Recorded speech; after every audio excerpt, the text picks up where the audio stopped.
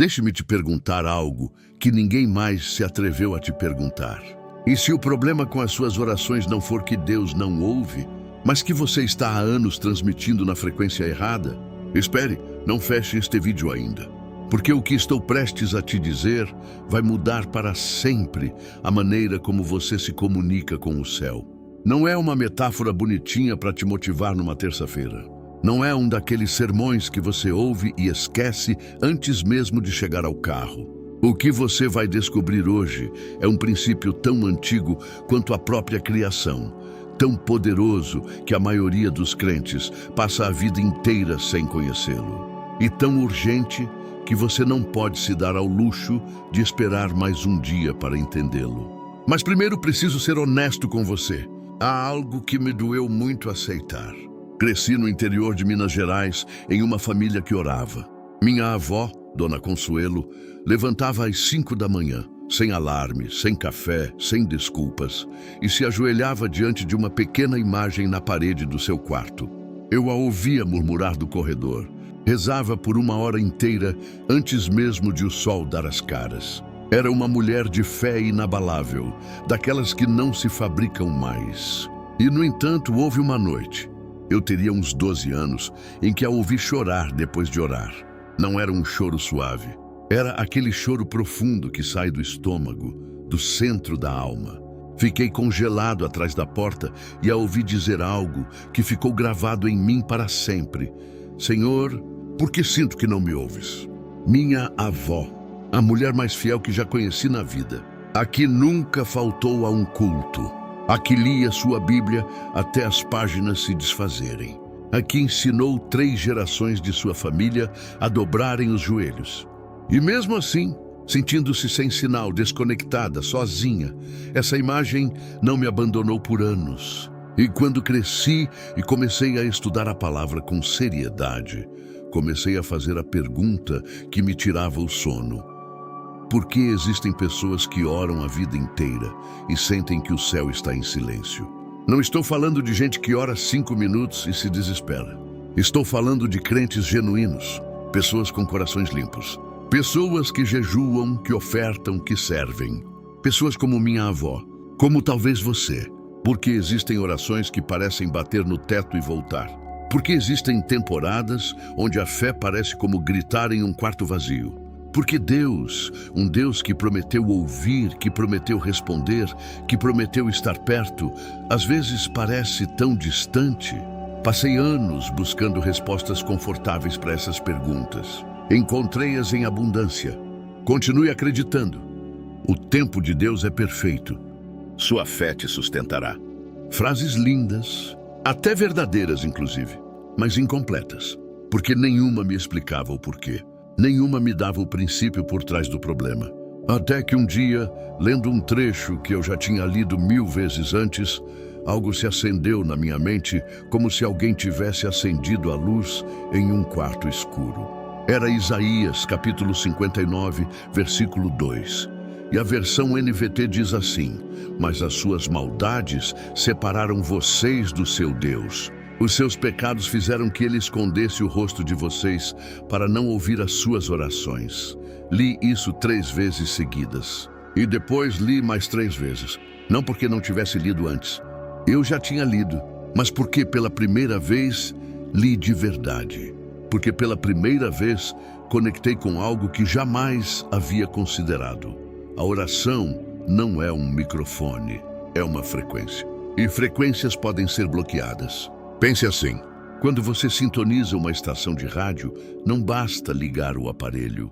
Você tem que estar na frequência correta.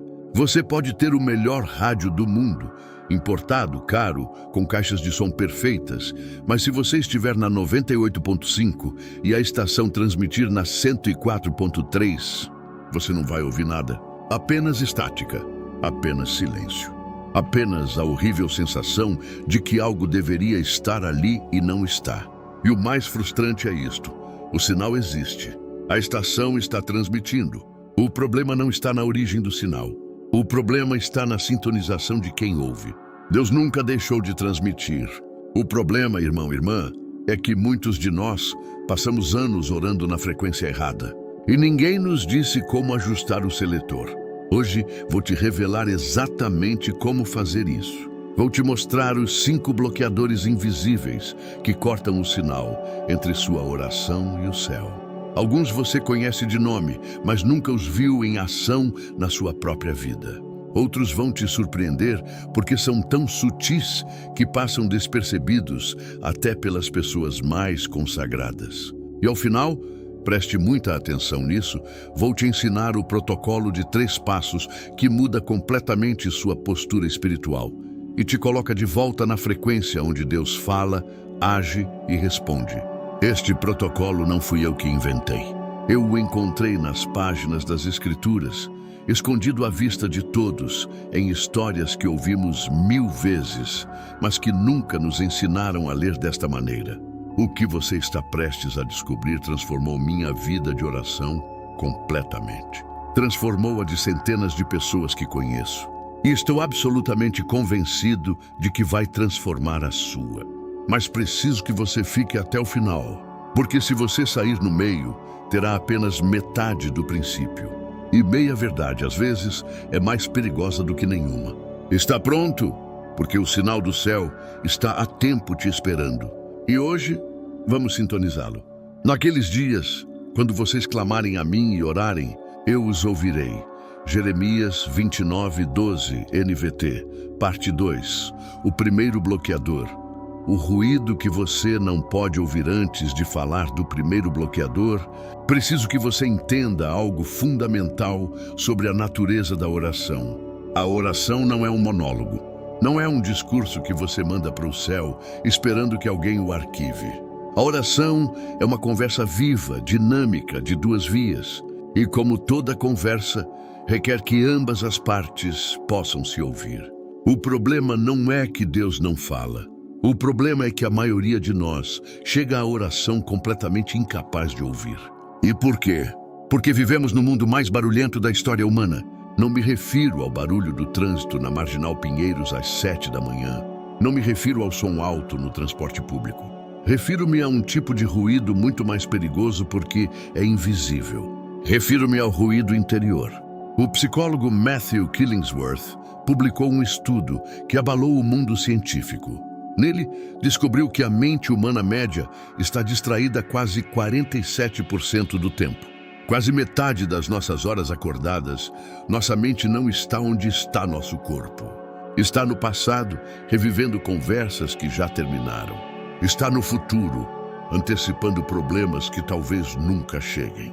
Está em outro lugar, em outra situação, em outra versão da realidade.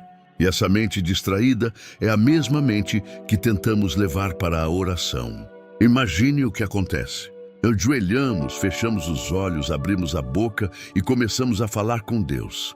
Mas, aos 30 segundos, nossa mente já está pensando no que disseram no trabalho, ou no boleto que precisa ser pago, ou naquela discussão da semana passada que ainda dói.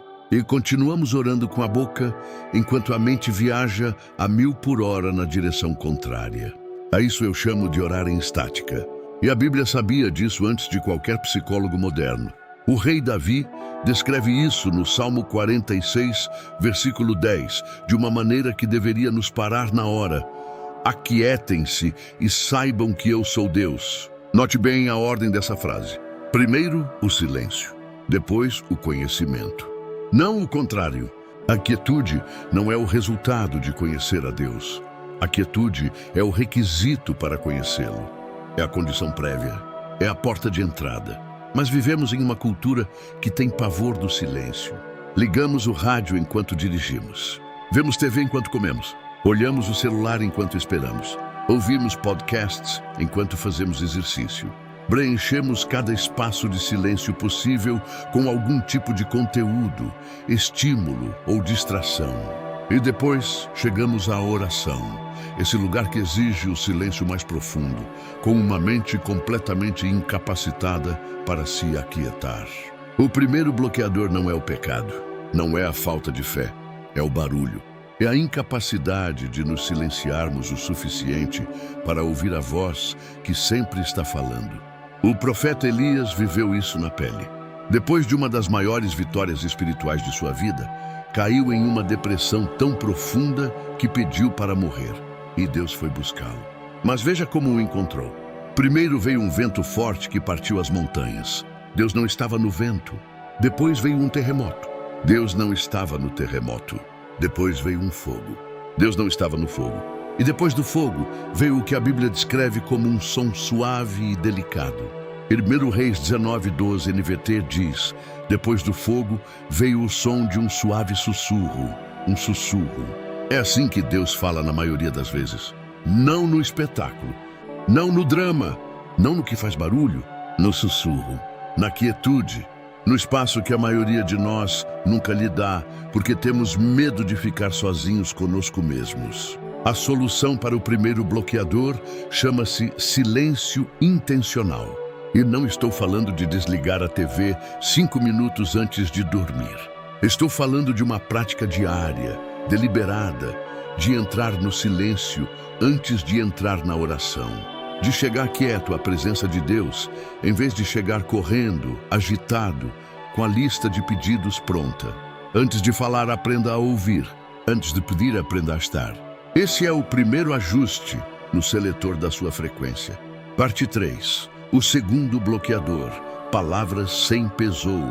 Segundo bloqueador é mais sutil que o primeiro e, por isso mesmo, mais perigoso.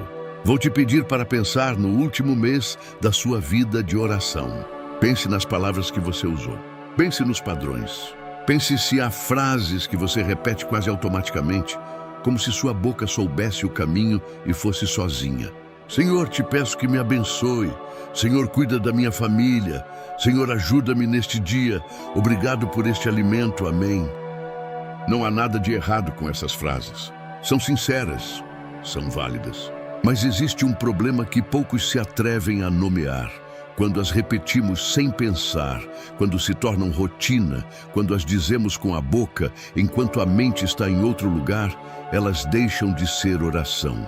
Tornam-se algo que Jesus chamou por um nome bem específico: vãs repetições. Mateus 6:7 NVT diz isto: ao orar, não repitam frases vazias como fazem os gentios. Eles acham que suas orações serão respondidas apenas por repetirem as mesmas palavras várias vezes. Repetir frases vazias. Essa é a advertência de Jesus. E é uma palavra incômoda, porque a maioria de nós já orou assim em algum momento da vida espiritual.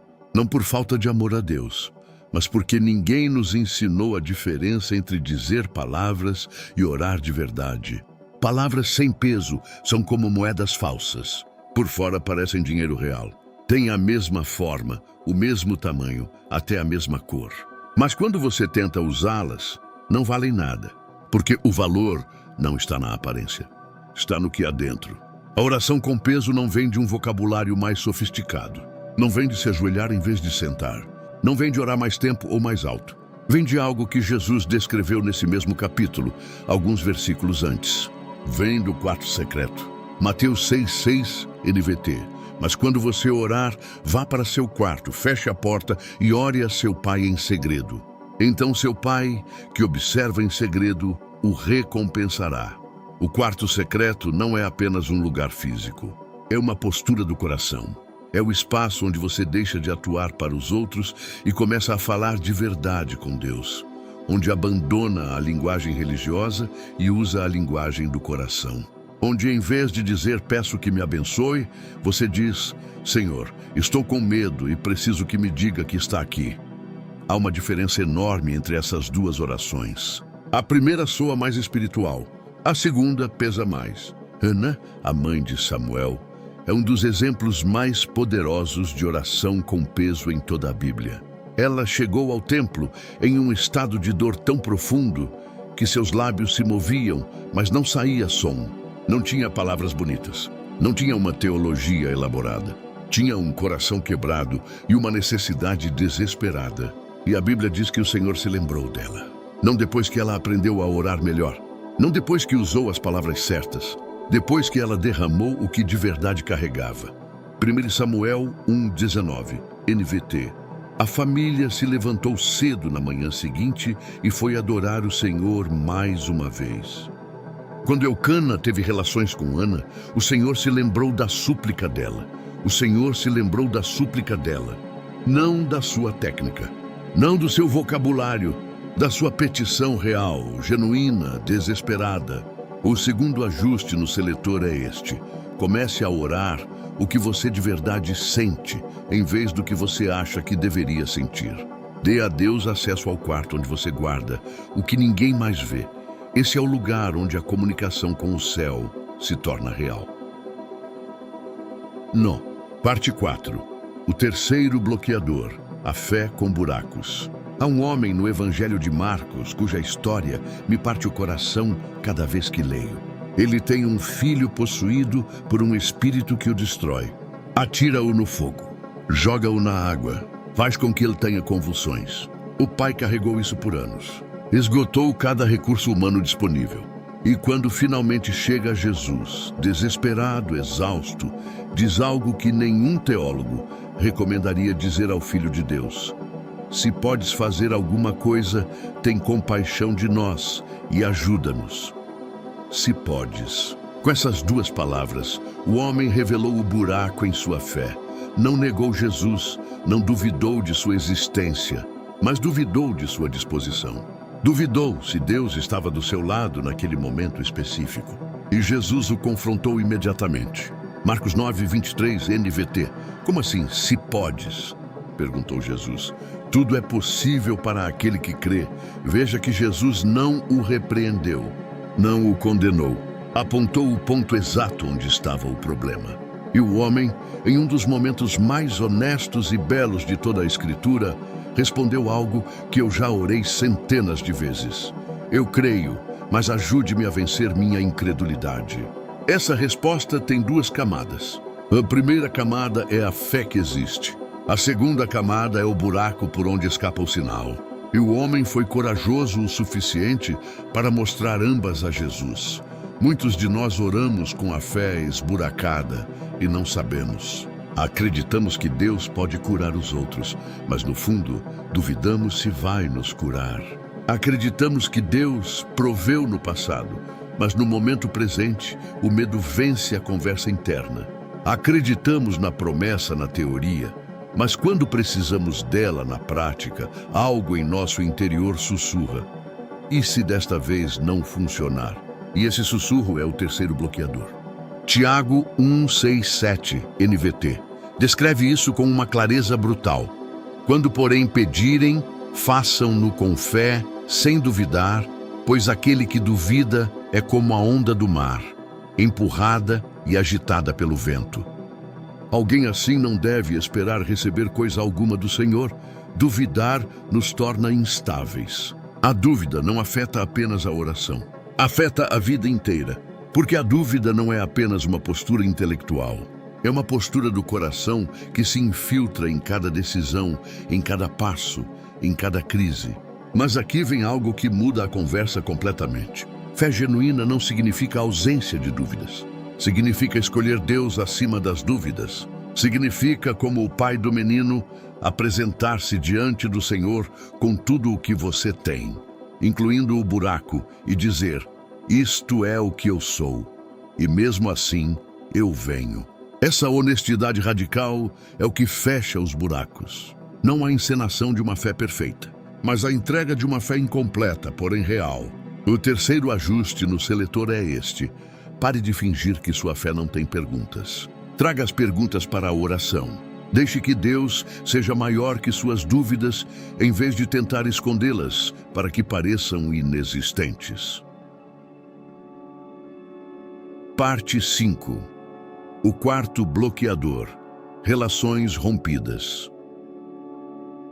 Este é o bloqueador do qual ninguém quer falar, porque toca em algo que dói, porque implica que existem pessoas na sua vida, pessoas específicas com nome e sobrenome, que têm a ver com o estado da sua vida de oração.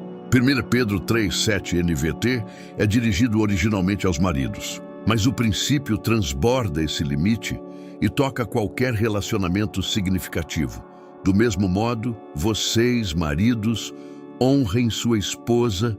Façam isso para que nada impeça suas orações. Para que nada impeça suas orações. Essas palavras deveriam nos parar, porque revelam algo que a maioria dos crentes nunca considerou. O estado das nossas relações horizontais afeta diretamente nossa comunicação vertical. O que acontece entre você e as pessoas da sua vida acontece entre você e Deus. Não é um princípio de castigo, é um princípio de coerência. Você não pode se aproximar do Deus do amor enquanto carrega ódio não processado por alguém criado à imagem desse Deus. Você não pode pedir misericórdia enquanto nega misericórdia. Não pode pedir graça enquanto se recusa a estendê-la. Jesus diz isso da maneira mais direta possível em Mateus 6, 14 e 15, NVT. Se perdoarem aos que pecam contra vocês, seu Pai Celestial os perdoará. Mas se recusarem a perdoar os outros, seu Pai não perdoará seus pecados. O perdão não é um sentimento, é uma decisão. E enquanto essa decisão não for tomada, há um bloqueio ativo na linha de comunicação com o céu. Penso em quantas pessoas conheço que oram fielmente, mas carregam uma ferida não curada contra alguém. Um pai que as abandonou, um cônjuge que as traiu, um irmão na fé que as feriu no momento mais vulnerável. E essa ferida, esse ressentimento alimentado, atua como interferência constante na frequência de suas orações. Não estou dizendo que a dor não é válida. Ela é profundamente válida. Não estou dizendo que o perdão é fácil. É uma das coisas mais difíceis que existem. O que estou dizendo é que, enquanto essa conta estiver aberta, há um bloqueador ativo que nenhuma quantidade de tempo de oração pode superar. O quarto ajuste no seletor exige coragem. Requer perguntar honestamente: há alguém na minha vida a quem eu não perdoei? Há uma dívida emocional que me recuso a cancelar? Há uma conversa pendente que evitei porque dói demais? Essa resposta honesta é o início do ajuste. Porque o perdão não começa quando a dor desaparece. Começa quando tomamos a decisão de soltá-la, mesmo que ainda doa. Parte 6. O quinto bloqueador. Pedir sem conhecer quem dá. O último bloqueador é o mais profundo e, curiosamente, o mais ignorado. Existem pessoas que estiveram na igreja a vida inteira e conhecem a Bíblia como a palma da mão, mas que no fundo têm uma imagem distorcida de Deus. E essa imagem distorcida muda tudo. Se no seu coração existe a crença de que Deus é basicamente um juiz zangado esperando você falhar, você vai se aproximar da oração com medo. E o medo distorce a oração da mesma forma que distorce qualquer conversa. Se em seu interior existe a crença de que Deus te dá coisas em função do quanto você merece, você viverá em uma ansiedade espiritual permanente, calculando constantemente se fez o suficiente para ganhar a resposta. Se no seu coração existe a crença de que Deus é distante, que se importa pouco com você e que seus problemas são pequenos demais para a atenção dele, você orará com timidez, com vergonha, sem a confiança que a intimidade real produz. E nenhuma dessas imagens corresponde ao Deus que se revela na Escritura. Jesus usou uma imagem específica para descrever Deus em relação à oração. Não usou a imagem de um rei, não usou a imagem de um juiz, usou a imagem de um pai. Lucas 11, 11, 13, NVT. Vocês que são pais, se seu filho pedir um peixe, acaso lhe darão uma serpente? Portanto, se vocês, que são pecadores, sabem dar bons presentes a seus filhos, quanto mais seu Pai Celestial dará o Espírito Santo aos que lhe pedirem. Quanto mais. Essa é a lógica do céu. Se um pai humano, limitado e imperfeito, dá coisas boas aos seus filhos, quanto mais o Pai perfeito. A qualidade da resposta de Deus não está limitada pelos recursos dele. Está limitada pela nossa capacidade de pedir como filhos, em vez de como estranhos assustados. A oração muda completamente quando você a faz a partir da identidade de filho e não da identidade de servo. O servo pede à distância com formalidade, medindo as palavras. O filho entra correndo, sobe no colo do pai e diz o que precisa sem protocolo, sem intermediários, sem medo de rejeição. Quando foi a última vez que você orou assim? O quinto ajuste no seletor é este. Antes de orar, lembre-se de quem você é. Você é filho de Deus, não é por mérito, não é por doutrina, é pelo sangue de Cristo que te adotou na família do Pai. E a partir dessa identidade, a oração não é uma audiência difícil de conseguir. É uma conversa com alguém que está te esperando a vida toda. Antes de passarmos para a prática, quero te dar uma ferramenta extra. Entender essa sintonia é o primeiro passo para uma vida de plenitude. Se você sente que precisa de um guia prático para alinhar sua mente e seu espírito a essa prosperidade que vem do céu, recomendo a leitura do e-book Atraia a Abundância Divina. Ele está disponível no primeiro comentário fixado e também pelo QR Code na tela. É um recurso precioso para quem deseja manifestar na Terra a abundância que o Pai já preparou na frequência da fé. Parte 7. O protocolo dos 3 passos. Como sintonizar a frequência. Agora que você conhece os 5 bloqueadores, vem o que transforma o conhecimento em prática. Não são passos complicados, são passos profundos. Há uma diferença. Primeiro passo: esvazie-se antes de se encher.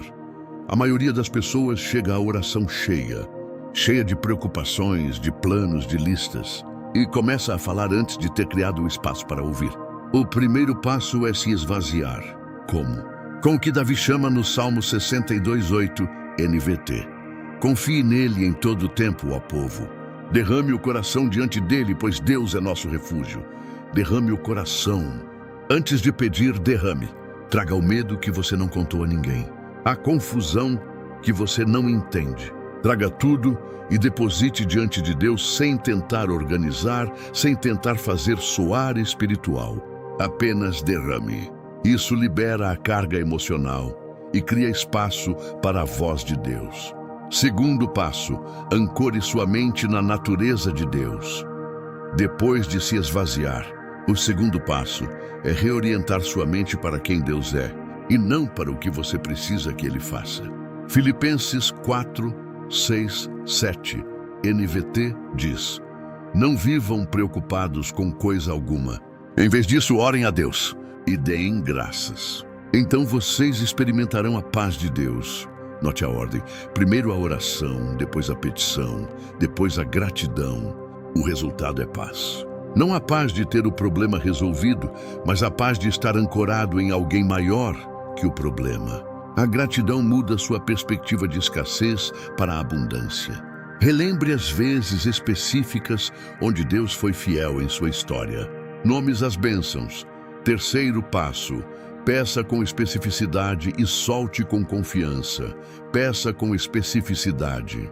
Não ore, Senhor me abençoe, mas Senhor, preciso de sabedoria para esta decisão específica que tenho que tomar esta semana.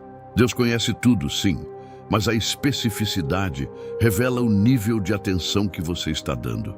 E depois de pedir vem o mais difícil: soltar com confiança. 1 João 5, 14 e 15, NVT. Temos confiança de que Ele nos ouve sempre que fazemos pedidos de acordo com sua vontade. Temos a certeza de que Ele nos dará o que lhe pedimos. Sabemos que Ele ouve. Esse saber é a confiança do filho que conhece o coração do Pai. Soltar significa deixar de usar a oração como uma lista de cobrança e passar a usá-la como um ato de entrega. Parte 8. O retorno à minha avó. Quero encerrar onde comecei. Com minha avó Consuelo ajoelhada no quarto escuro, chorando, perguntando-se se Deus a ouvia. Anos depois, quando ela estava em suas últimas temporadas de vida, tivemos uma conversa que nunca esquecerei. Perguntei se ela se lembrava daquela noite. Ela me olhou com aquela calma de quem já viveu muito e me disse: meu filho, naquela noite percebi que eu levava para Deus meus problemas, mas não ficava para ouvir a resposta. Eu orava e levantava. Orava e seguia com o meu dia. Como quando você fala com alguém e antes de a pessoa responder, você já foi embora. Ela entendeu que orar é apenas metade da conversa. A outra metade é ficar quieta. Minha avó morreu orando, literalmente. Certa manhã, com sua Bíblia gasta aberta no colo, ela adormeceu e não acordou mais. Minha mãe a encontrou assim, com uma expressão de quem estava tendo uma conversa muito boa. Acho que naquela manhã, finalmente, ela ouviu a resposta completa. Conclusão: seu momento de sintonizar. Você chegou ao final deste texto. E se chegou até aqui, há uma razão. Porque algo dentro de você reconhece que o que ouviu hoje é verdade. Os 5 bloqueadores existem na vida de quase todo crente. O barulho interior, as palavras vazias, a fé com buracos, as relações rompidas e a imagem distorcida de Deus. O protocolo dos 3 passos não é mágica. É o caminho de volta para uma conversa real com o Deus real que te criou, que te conhece pelo nome e que está esperando que você sintonize a frequência dele. Jeremias 29, 12, 13, NVT, diz: naqueles dias, quando vocês clamarem a mim e orarem, eu os ouvirei. Se me buscarem de todo o coração, me encontrarão de todo o coração. Com o coração que tem buracos, perguntas, feridas e dúvidas. Com esse coração imperfeito, pode-se encontrar Deus. O sinal do céu não desapareceu. Ele nunca parou de transmitir. Hoje você ajusta o seletor. Hoje você sintoniza a frequência. E desta vez Deus responde.